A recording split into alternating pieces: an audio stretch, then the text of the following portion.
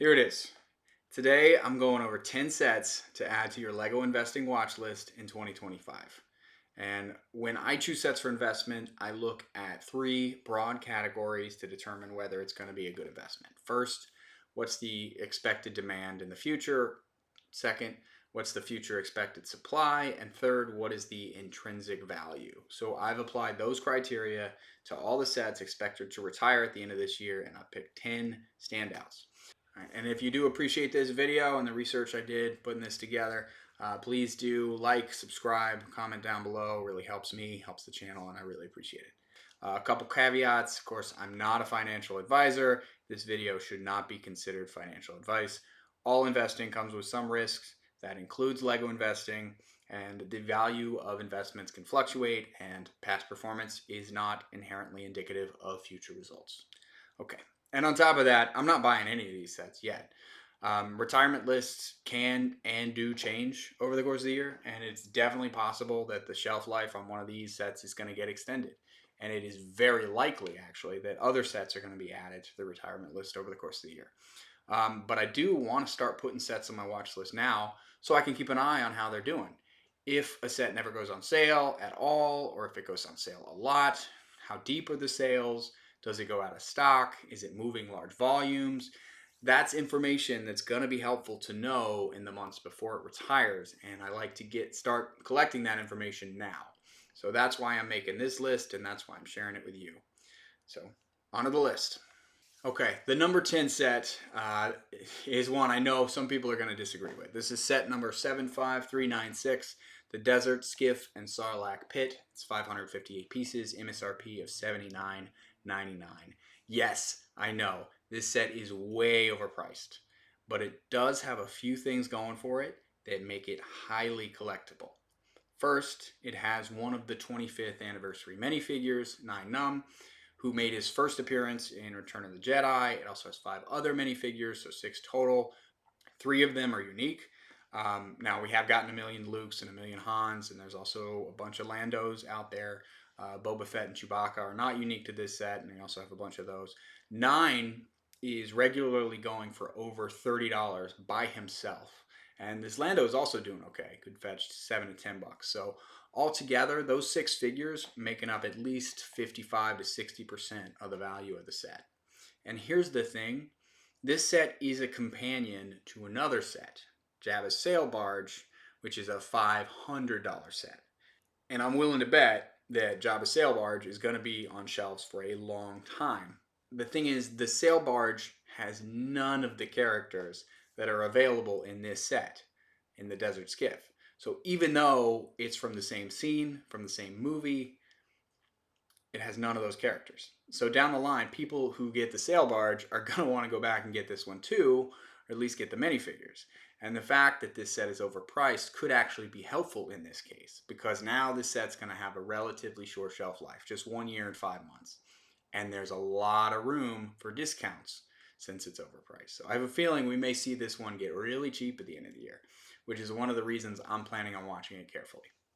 In at number 9, and this is the only Marvel set that made this list, it's this one, the Spider-Man Mask, set number 76285, 487 pieces, and it retails for $69.99.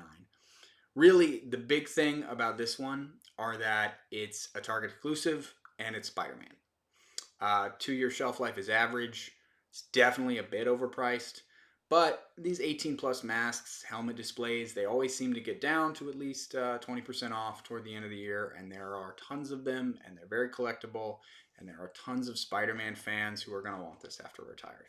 To be honest, this set isn't one of my favorites because of the stickers, but I still think there's going to be a lot of people who are interested in it.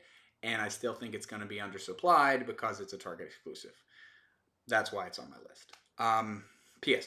Who else would like to see a Ghost Rider one of these? Has anyone ever done a mock of that? I'd love to see it. So next up, we have the first and only DC set on the list, also the only Brickhead. This is the Batman 8-in-1 Brickhead, set number 40748. It's got 325 pieces, an MSRP of $24.99. So this set can be built into 8 different versions of the Caped Crusader from the various movies and TV shows and comics over the years. There were three prior Batman brickheads, all of which retired a long time ago. This one here doesn't really count. This was a 2-pack of Batman and the Joker. It was only available at the San Diego Comic-Con and was very limited in production. So no mass-produced set would grow like this, but I do show it to you so you can see how much people like Batman and what a limited supply can do. The only other solo Batman brickhead is the one right here that retired way back in 2017. That was a different time. Sets from those days did not have the same supply in the secondary market as what we have today, but still did very well. There was also this 2-pack that retired in 2018. This was based on the Batman Superman movie that wasn't very well received, but you can see brickhead still did great. Again, this was all in the before time. Sets generally don't grow the same way anymore, but there are a couple reasons I like this set. First, like most brickheads, it is a Lego store exclusive, so that means the supply is going to be limited. Uh, and it is the only Batman brickhead, really the only DC brickhead, that's been produced in a long time. However, I think what is most exciting for me about this is that since this set can be built 8 different ways, I think a lot of people are going to end up wanting more than one of these. Some people may even buy 8 to display all 8 versions. And Lego.com has a purchase limit of 5. On eBay, while it's on shelves, it's already going for well over 30. And I think it is worth mentioning there was a collectible edition of this set released last year that was on the 85th anniversary of Batman. That one was only available as an insider's reward. It didn't last long, but you can see here that one is already way up there. So that might be the ceiling for this set, but I do think there's going to be demand, and I do think supply will be relatively low when it retires. The big risk with this one, though, is of course it is way overpriced at an MSRP of 25 bucks.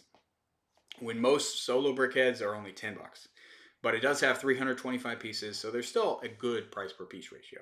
It also has some bad reviews. The reason the reviews were bad is because that when this one came out, there was a bit of a kerfuffle with the instructions. It only came with one instruction booklet that showed you how to build one out of the 8 Batmans that you could choose. And you had to use the Lego app to build the rest of them. And people got real mad about that, and I get it. One of the main reasons I like Lego as a hobby is that it doesn't require a screen. But Lego did later release free to download printable instructions, so that does make that a little better. And at $25 for the set, you are going to need to see a big discount to be safe.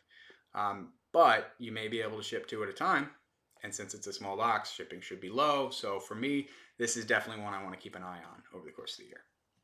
Next up, we have another Star Wars set. There are 3 on this list.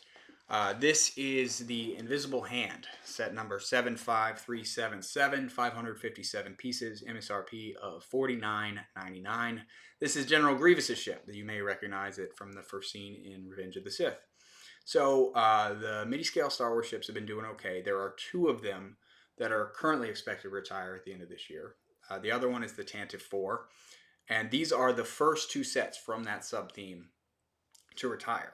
A lot of times, the first sets from a theme to retire will end up doing really well because investors just don't have data on past sets from that sub-theme, and so they're more likely to skip it. I'm choosing the Invisible Hand because it's a Target exclusive. Also, the theme is continuing. There's 2 new mini-scale ships that just came out, and I saw a rumor that there's going to be a mini-scale Kylo Ren shuttle coming out later this year. So those sets are going to stay on the shelves for many years. And when people get those, they'll want to go back and get these to complete their collection. So next up, this is an idea set, the Viking Village, set number 21343, 2,103 pieces, MSRP of $129.99. So to start, this set has an amazing price per piece ratio. It's just 6.2 cents. At MSRP. And with that, you would typically expect a bunch of really small common pieces, but this set actually has 4 unique minifigures. All of their shields are unique to this set. There are several other unique and printed pieces as well. The build techniques are really good. It has a 4.5 stars on Brickset, which is just a phenomenal rating for Brickset. And on top of all that, it's a Target exclusive. So this is just one of those sets that checks all the boxes. Is it going to have demand? Check. Limited supply? Check. Good value? Check. So definitely one I want to keep an eye on for those reasons. Next up is a set from the Icons theme, the Boutique Hotel, set number 10297, 3,066 pieces, retails for $229.99. Anyone who's ever built one of the sets from Lego's modular building line knows these sets can be very addictive. I've built several myself. Probably my favorite set of all time is Assembly Square. And I do plan on picking up both of the retiring modulars this year for personal collection. But the Boutique Hotel is good for a couple reasons. First, it's a corner modular. There have only been a few corner modulars, and after this one retires, the only corner modular that will be available at retail will be the Tudor corner that just came out. So if someone needs multiple corners for their city, this is probably going to be their best option. And it's a great set. It's in the rankings of modular buildings. People do tend to rank this one pretty high. So we did see some good flash sales on this last year, so it will definitely be interesting to see whether those happen again, and I'm going to be keeping my eye on it.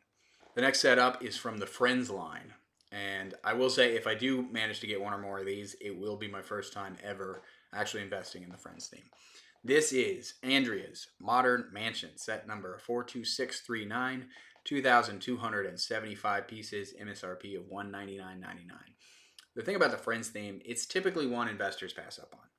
But the Friends sets themselves just have been getting better and better lately. And we have started to see some winners from that theme. I saw a sale on the Botanical Garden, the Friends Botanical Garden last year that I missed. I would have gotten one of those if I had managed to get that sale. And so far, this set is doing okay. So even if I missed the really good sale and just got a regular sale, I would still be doing pretty well on this set a month into retirement, less than a month into retirement. And to the extent that there's deep demand at all in Friends sets, this is a flagship for the Friends theme. This is the most expensive Friends set ever. Comes with 10 mini dolls, 9 of them are unique, and it looks great. It looks great regardless of whether you're into Friends. And you know it's not going to get too oversupplied because of the price, and also it's a Lego exclusive. So right now on eBay and Amazon, it's already doing great, regularly selling for $90+ over MSRP, and that's why it's still on shelves. And that's why I'm going to be keeping an eye on this one. Next up is the Paris Skyline from the architecture theme. It's set number 21044, 649 pieces, MSRP of $49.99. This one is interesting to me for a few reasons. First, architecture used to be one of the best themes for investing, and then over the last few years it's cooled off a lot. But that could mean a lot of investors are going to be skipping this one. There have been 13 total Skyline sets, so there's definitely a collectability aspect to the theme. And if you look at those, the early ones did really well. The ones that retired more recently, not so much. And the line will continue. There is the London Skyline is expected to remain on shelves into 2026. So there will still be some attention on the Skyline theme after this year, although I don't think there are any more coming out. And Paris as a city seems to have gotten really popular with Lego fans. Lego must have done some market research and found there was a good overlap there, because the last couple of years we've had the Eiffel Tower, we got the Notre Dame, we got the Paris postcard that retired a year ago and is doing awesome. And Skylines is an evergreen theme. So I feel confident there is going to be demand for this one well into retirement. There are currently only 2 sets from the Skyline theme, really 2 sets from the architecture theme that are scheduled to retire at the end of 2025. The other one is the New York Skyline, which is one of the most popular Lego sets of all time, probably. I have built this one myself, and I loved it. And it's a good set for personal collection. The reason I'm more high on Paris is because the New York Skyline has been on shelves since January of 2016. I can't think of any other set with that long of a shelf life. If you know one, put it in the comments below. So I'm thinking everyone's eyes is going to be on New York instead of Paris. With that long shelf life it's had, all the discounts that New York has had over the years, and the long shelf life, I think it's going to be oversupplied. And Paris, in contrast, is going to be undersupplied. Also, New York's MSRP is $10 more, so the value perception is higher for Paris. That's why I'm adding it to my watch list. That said, there are some risks. Paris has also had a very long shelf life, 6 years, so there could be a lot of supply for this one too.